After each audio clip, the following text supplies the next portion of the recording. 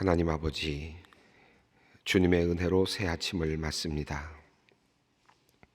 서늘한 새벽 공기를 가르며 교회로 나오는 길에서 따뜻한 하나님의 숨길을 느끼게 하시니 감사합니다. 하나님, 오늘도 우리의 생명 입음이 감사하고 해야 할 과제가 있으니 감사합니다. 주님과 함께함을 알기에 더욱 감사합니다. 하나님, 요즘 농촌에서는 한창 가을거지가 진행 중입니다. 가뭄과 병충해, 뙤약볕, 비바람과 태풍이 지나간 자리에 열매가 맺혔습니다.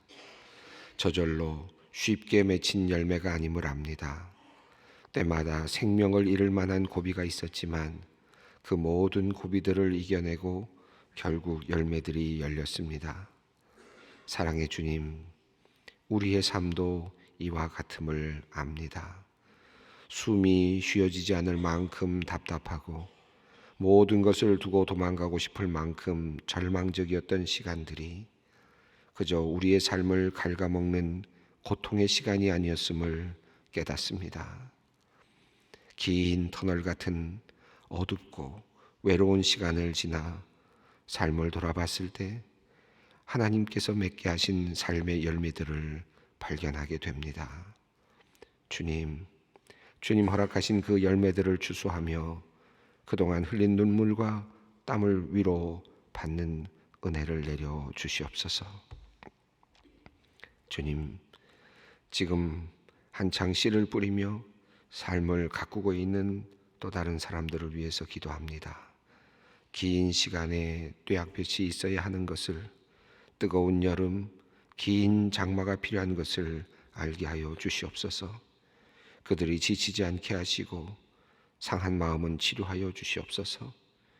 그들이 씨를 뿌리며 또 어려움 속에서 삶을 가꾸며 그럼에도 불구하고 주님께 찬양할 때 그 찬양을 기쁘게 받아주시고 그들이 주님께 기도할 때 그들의 눈물의 기도를 들어 응답하여 주시옵소서.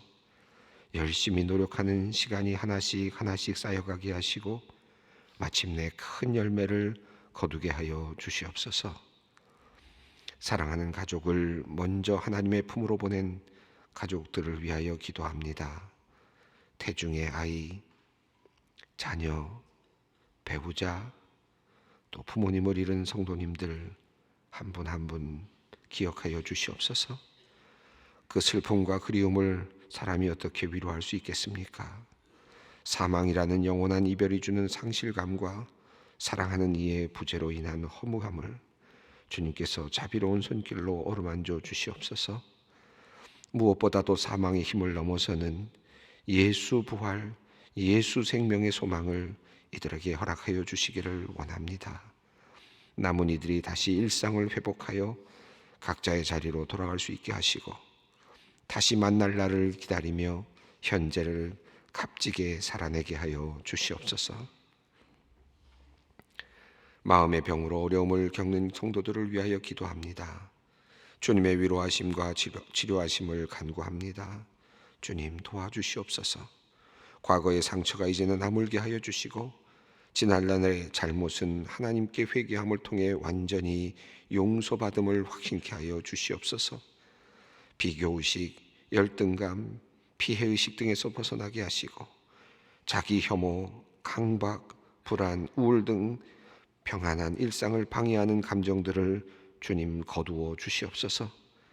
그들이 자신의 상태를 정확히 볼 수 있게 하시고 치료에 적극적으로 나설 수 있는 용기도 또한 더하여 주시옵소서.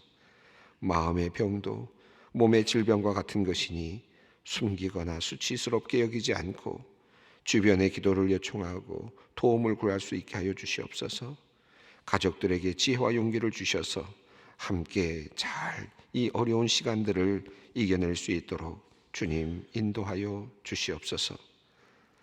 경제적인 문제로 힘들어하는 성도님들이 있습니다. 취업이 오랫동안 되지 않아 불안한 성도, 그리고 사업의 실패로 시리에 빠진 성도, 빚 때문에 사는 게 벅찬 성도, 제때 급여를 받지 못하고 있는 성도, 하루하루 버거운 사람들이 많이 있습니다. 주님, 미래에 대한 불안과 염려가 그들을 삼키지 못하도록 주님의 강한 팔로 그들을 보호하여 주시옵소서. 하루빨리 그들의 문제가 해결되기를 소망합니다. 취업과 이직의 길을 열어주시고 실패를 통해 돈보다 값진 것을 깨달아 그 전보다 더욱 힘차고 지혜롭게 또 다른 일을 시작할 수 있게 하여 주시옵소서. 빚을 갚아 나가야 하는 이에게는 긴 시간을 건강한 몸과 마음으로 잘 인내할 수 있게 도와주시고 노동에 대한 정당한 대가를 받을 수 있도록 사업장의 상황을 주님 변화시켜 주시옵소서. 관계의 어려움으로 고통받는 성도들을 위하여 기도합니다. 누군가를 도저히 용서할 수 없어 괴로운 이들이 있습니다. 가족, 친구, 동료에 대한 심한 배신감과 분노를 해결하지 못하고 힘들어하는 이들이 있습니다. 하나님, 성령의 바람으로 이 뜨겁게 달아오는 미움의 감정을 식혀주시기를 간구합니다. 관계의 회복을 위해 노력하는 이들을 주님께서 불쌍히 여겨주시옵소서. 하나님과 우리 사이에 막힌 담을 허무신 주님의 평화가 우리 가운데도 있기를 소망합니다.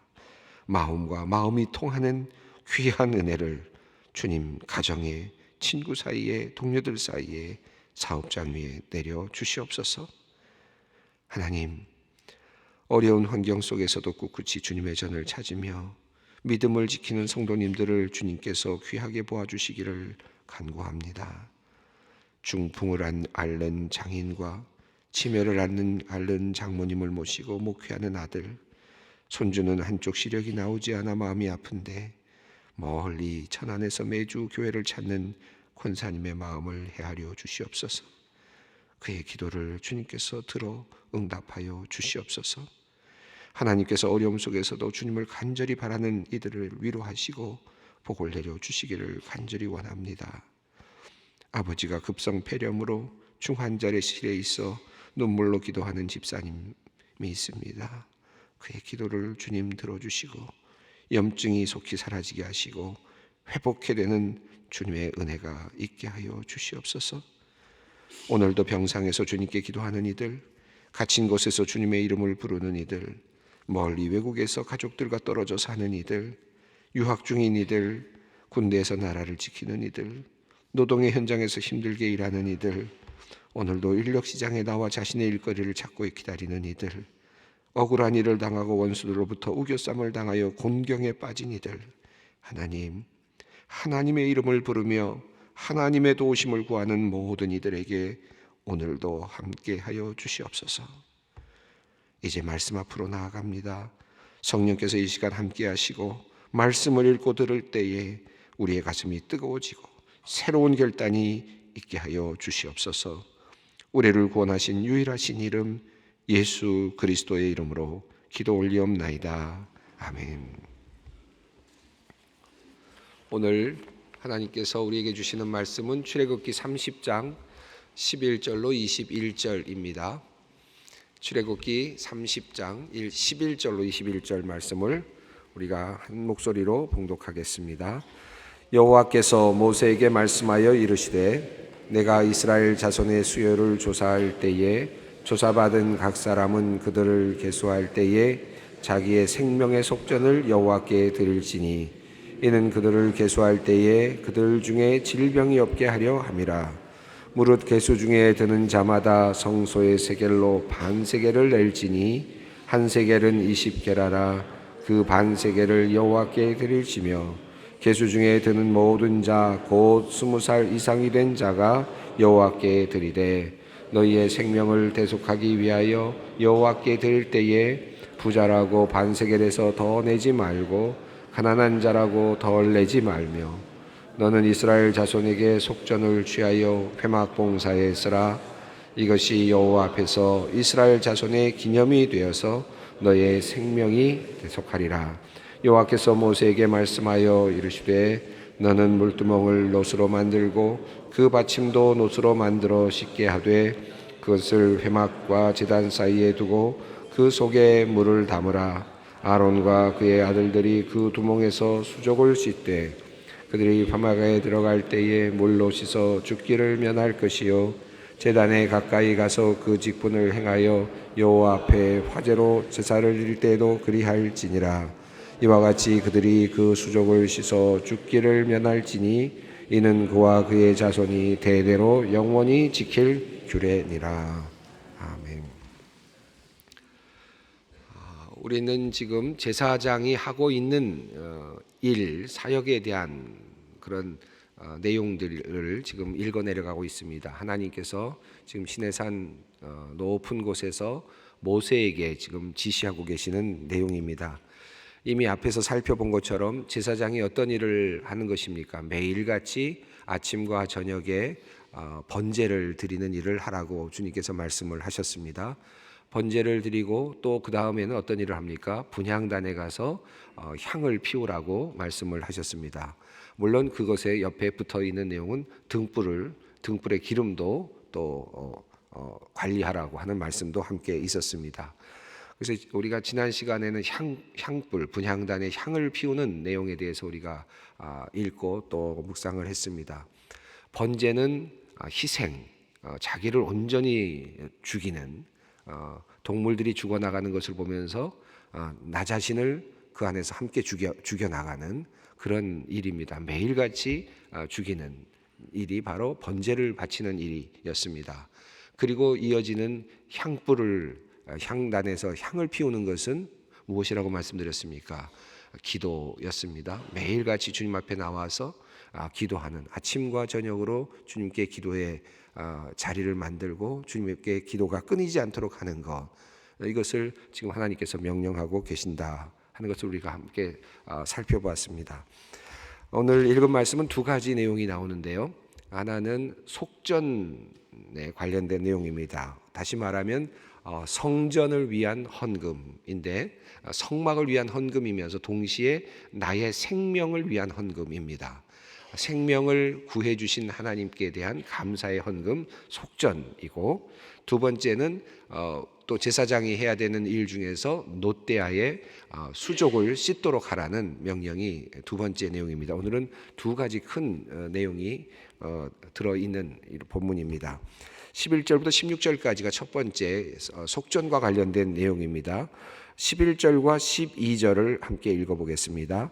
여호와께서 모세에게 말씀하여 이르시되 내가 이스라엘 자손의 수요를 조사할 때에 조사받은 각 사람은 그들을 계수할 때에 자기의 생명의 속전을 여호와께 드릴지니 이는 그들을 계수할 때에 그들 중에 질병이 없게 하려 함이니라. 자, 하나님께서 모세에게 처음으로 이스라엘 백성을 이제 계수하라는 명령을 내립니다. 이스라엘 백성의 수요를 조사하는데, 조사할 때에 각 사람은 조사를 받으면서 어떻게 하라고 하느냐면 자기 자신의 몸값이시죠. 생명. 이 생명이 지금 있는 이유는 이미 하나님께서 수많은 애굽에서부터 출발해서 지금까지 지켜주셨기 때문이죠. 그래서 그들은 홍해를 건넜고 죽음의 그 바다를 건넜고 또 광야에서 사실은 아무것도 없는 그곳에서 지금 계속해서 하나님께서 먹이시고 또 공급해 주심으로 인해서 지금 생명을 유지해 오고 있습니다. 이 생명에 대한 값이라고 표현하고 있습니다. 속전이죠. 생명에 대한 것을 바치도록 하라는 것이 지금 여호와 하나님의 명령입니다. 여호와께 드리라라고 말씀하면서 재미있는 말씀이 나오는데, 그들을 계수할 때에 그들 중에 질병이 없게 하려 함이니라 라는 말씀이 나오고 있습니다. 이 질병이 없게 한다라는 말, 여기서 이렇게 제가 너무 많은 시간 보내면 안 되는데 사실은, 그러나 좀 생각이 나는 것들이 좀 많이 있습니다. 계수를 한다, 이스라엘 자손의 수를 계수하는 인구 조사와 관련된 부분이 성경에 몇 번 나옵니다. 여러분 대표적으로 기억나는 것이 아마 그 다윗이 인구를 조사하는 그런 내용일 겁니다. 그런데 인구 조사를 했을 때 다윗은 그것을 잘못한 것이었거든요. 그 잘못하고 나서 다윗이 후회하고 회개를 합니다. 그리고 나서 징벌을 받게 되는데, 그 징벌을 물론 하나님께서 선택하도록 했지만 다윗이 선택한 징벌은 뭐냐 하면 온 지역에 전염병이 도는 것입니다. 전염병이 돌아서 7만이 이제 죽죠. 계수를 했을 때 50만과 80만, 이스라엘이 50만, 유다가 50만, 이스라엘이 80만 이렇게 이제 계수가 되는데, 이렇게 계수가 된 다음에 사실은 전염병 때문에 7만을 잃어버립니다. 근데 다윗이 이 인구 조사를 했던 이유는 어떤 이유였느냐 하면 전쟁을 위한 것이었습니다. 블레셋이 옆에서 계속 이렇게 옆에 있고 여러 가지 자꾸 이렇게 공격해 들어오는 것에 대한 어떤 뭐라 그럴까요? 좀 신경질적인 나름의 내가 한번 우리 인구 조사해 가지고 한번 싸울 만한 사람들을 좀 정리해서 칼을 쓰는 사람들을 좀 확실하게 조사해서 그 다음에 한번 치겠다라고 하는 그런 의지가 있었던 것이죠. 그런 것을 하나님이 기뻐하지 않으셨던 겁니다. 인구 조사의 어떤 그 또 다른 측면이었다고 볼 수 있습니다. 그런데 재미있는 거는 그 사무엘하를 그 24장에 그 내용이 나오는데, 거기 보면 하나님께서 다윗의 마음을 격동케 했다라는 말이 나와요. 그리고 또 역대상 21장에 같은 내용을 이야기하고 있는데 사탄이 그렇게 했다라는 표현이 나옵니다. 그래서 그 사무엘하 24장에 있는 내용을 보면 하나님께서 마치 명령한 것처럼 이렇게 되어 있는데, 하나님께서 어떤 벌을 내리시려고 격동케 하셨다니까 결국은 내용상으로 보면 사탄이 격동케 하는 것을 하나님께서 놓아두셨다라고 볼 수 있겠습니다. 두 말씀을 이렇게 연결해서 본다면, 그래서 인구를 조사할 때 다윗도 나름대로는 뭔가 어떤 하나님의 뜻이라고 생각하면서 하지 않았을까 하는 그런 생각도 해봅니다. 그런데 결과적으로는 그 본말이 달라졌습니다. 결과가 달라졌는데, 지금 이 출애굽에서 모세에게 하신 명령은 하나님께서 직접 명령하시고 또 하나님의 의지가 담겨 있는 것이었고, 또 다른 하나는 하나님의 의지가 없는 그 또 다른 인구조사였습니다. 이걸 어떻게 구별할 수 있을까? 참 굉장히 어려운 문제라고 생각합니다. 그런데 그 동기를 보면 알 수 있을 것 같아요. 이런 일이 있을 때 우리가 뭔가 세력을 이 인구조사는 뭡니까? 한편으로 말하면 내 세력이 얼마나 되나, 내 힘이 어느 정도 되나, 내 권한이 어느 정도 되나, 내 권력이 어느 정도 되나, 이것을 총체적으로 보여주는 것이 인구조사 아닐까요? 그죠? 인구조사라는 말은 지도자 입장에서 보면 내 힘이 어느 정도 되냐, 이걸 따져보는 것이라고 생각합니다. 기업가들은 나름대로 내가 할 수 있는 힘이 어느 정도인가, 내가 쓸 수 있는, 내가 마음껏 움직일 수 있는 이 재정적 비용이 어느 정도 되는가, 이런 것이 힘이겠죠. 인구조사겠죠. 자, 그런데 하나는 어떻게 썼느냐 하면 동기가 싸우려고 쓴 겁니다. 싸우려고. 내가 좀 더 확장시키려고, 내가 스스로 어떤 통제권을 더 갖게 하기 위해서 인구조사를 한 것입니다. 그런데 하나님께서 명령하신 이 출애굽기의 내용은 어떤 내용이냐 하면 하나님을 섬기기 위해서입니다.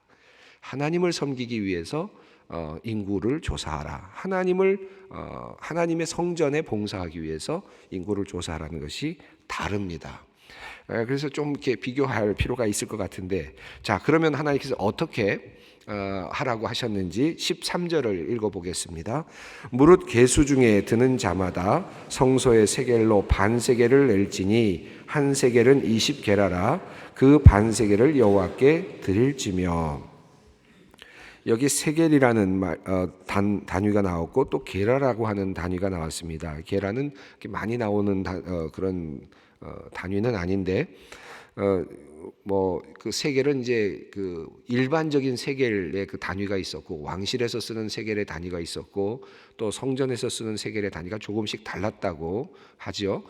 그래서 명확하게 알기는 어려운데, 이 게라를 가지고 어느 정도 환산을 해보면 10게라 정도면 한 5.7 정도, 5.7g 정도로 보여집니다. 한 6g 정도 되는 그런 은입니다. 6g 정도의 은. 글쎄 가치가 어느 정도 되는지 모르겠습니다. 이것을 드리라고 했습니다. 이것은 그다지 많지는 않을 것 같습니다. 왜냐하면 하나님께서 이제 15절을 먼저 읽어보겠습니다. 너희의 생명을 대속하기 위하여 여호와께 드릴 때에 부자라고 반세겔을 더 내지 말고 가난한 자라고 덜 내지 말며 그랬습니다. 그러니까 가난한 자도 낼 수 있는 범위여야 했죠. 그렇지 않겠습니까? 가난한 자도 낼 수 있는 정도의 범위여야 됐고, 또 부자에게도 부담이 없는 정도의 그런 아마 그런 정도의 지금 가치였을 것입니다. 하나님께서는 모든 사람들에게 이렇게 지금 자신의 속전의 세를 내도록 그렇게 하셨습니다. 14절은 이제 한번 읽어봅니다. 계수 중에 드는 모든 자 곧 20살 이상이 된 자가 여호와께 드리되. 자, 이렇게 지금 드리고 있는 내용인데 20세 이상의 모든 사람들을 지금 향하여서 드리라고 하는 말씀입니다. 여기서는 아마 남성들을 지금 지칭하고 있는 것 같습니다. 16절을 읽어보겠습니다. 너는 이스라엘 자손에게 속전을 취하여 회막 봉사에 쓰라. 이것이 여호와 앞에서 이스라엘 자손의 기념이 되어서 너희의 생명을 대속하리라. 자, 지금 하나님께서 이것을 속전세를 지금 반세계를 사람들에게서 받아서 회막봉사에 쓰라고 지금 말씀하고 있습니다. 여기서 이제 우리가 어디에다가 방점을 찍느냐 하는 것도 굉장히 중요한데, 우리가 그냥 1절부터 11절부터 16절을 읽어 나가면서 반세계를 바치라는 거구나, 10계라를 내라는 뜻이구나, 바치면 되지라고 생각할 수도 있겠습니다. 물론 그것도 이 내용 안에 들어있는데, 사실은 이 내용의 흐름에서 보면 보다 더 강하게 드러나고 있는 것은 돈보다는, 액수보다는 바치고 있는 사람들입니다. 이 흐름이 13절에도 있고 또 14절에도 있고 그 15절에도 이 표현이 나타나고 있는데요.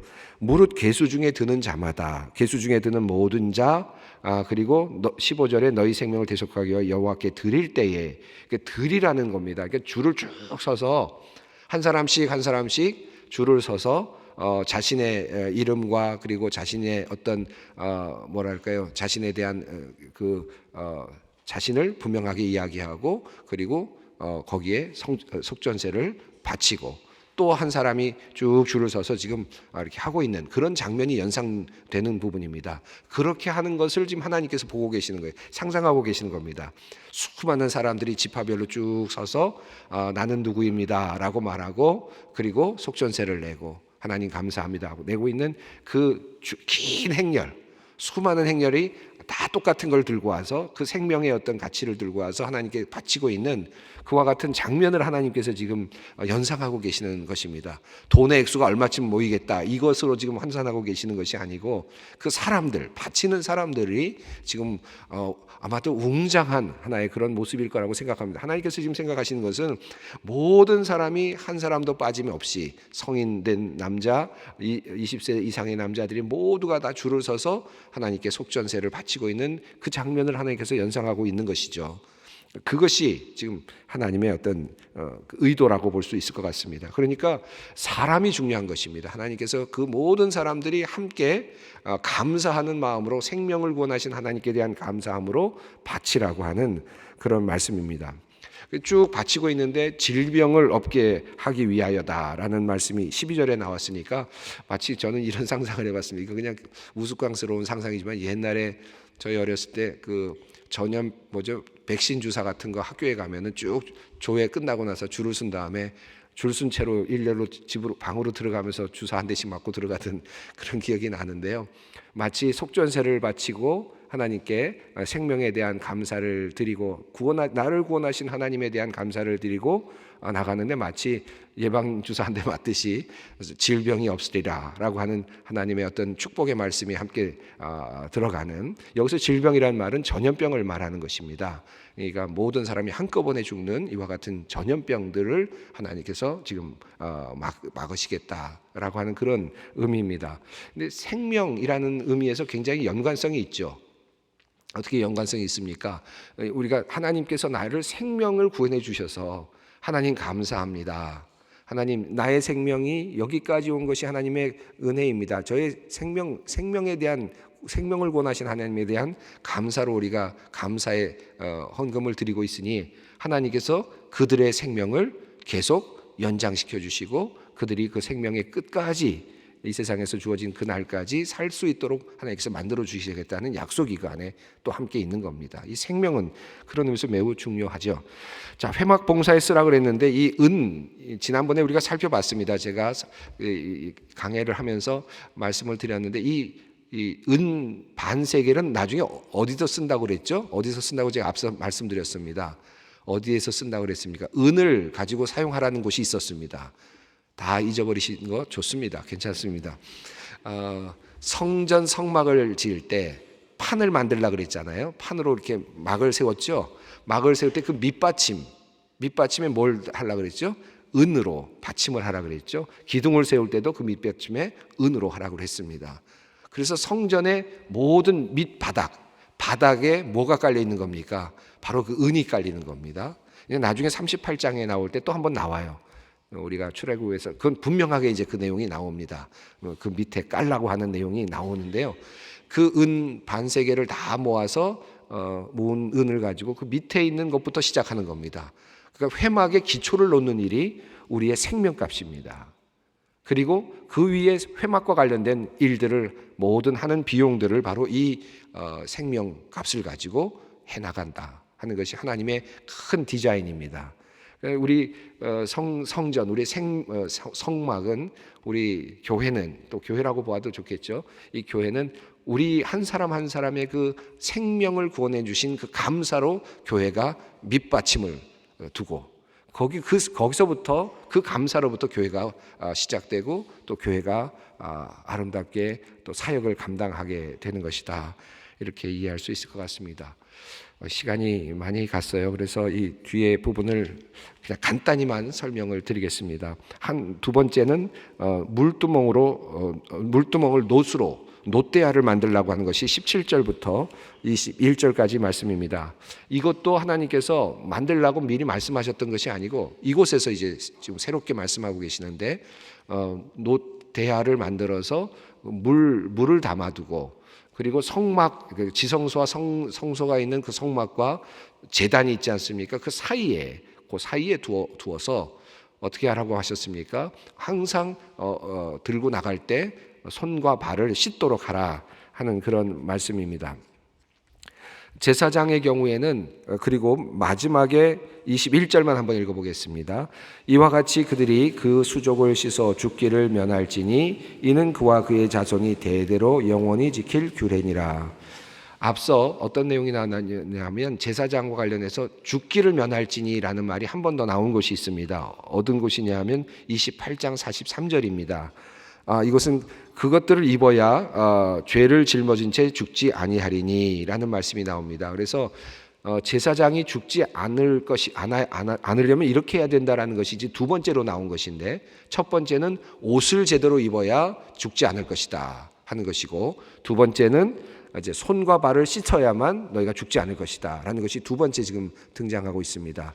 옷을 입어야 죽지 않을 것이다 라는 말은 앞서 뭐가 더 있습니까? 앞서 나온 하나의 더 행위가 있는데 몸을 씻는 의식입니다.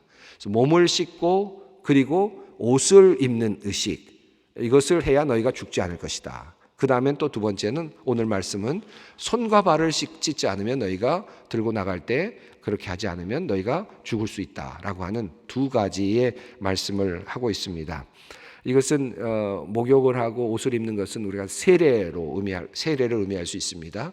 우리가 이해한다면, 그리고 매일같이 손과 발을 씻는 것은 우리의 죄를 늘 주님 앞에 나올 때마다 회개하고 또다시 우리를 돌아보는 그러한 또 회개의 어떤 삶이라고 볼 수 있겠죠. 예, 오늘 이 부분들 너무 많은 이야기를 하다 보니까 시간이 많이 지나가 버렸는데 이 말씀들을 붙잡고 한번 우리 하나님께로 나아갔으면 좋겠습니다. 생명값, 그리고 또 매일매일 손과 발을 씻으라는 하나님의 그 음성 앞에서 우리가 결단하며 또 기도의 자리로 나가기를 원합니다. 주님 가르치신 기도로 함께 기도합니다. 하늘에 계신 우리 아버지, 아버지의 이름을 거룩하게 하시며 아버지의 나라가 오게 하시며 아버지의 뜻이 하늘에서와 같이 땅에서도 이루어지게 하소서. 오늘 우리에게 일용할 양식을 주시고 우리가 우리에게 잘못한 사람을 용서하여 준 것 같이 우리 죄를 용서하여 주시고 우리를 시험에 빠지지 않게 하시고 악에서 구하소서. 나라와 권능과 영광이 영원히 아버지의 것입니다.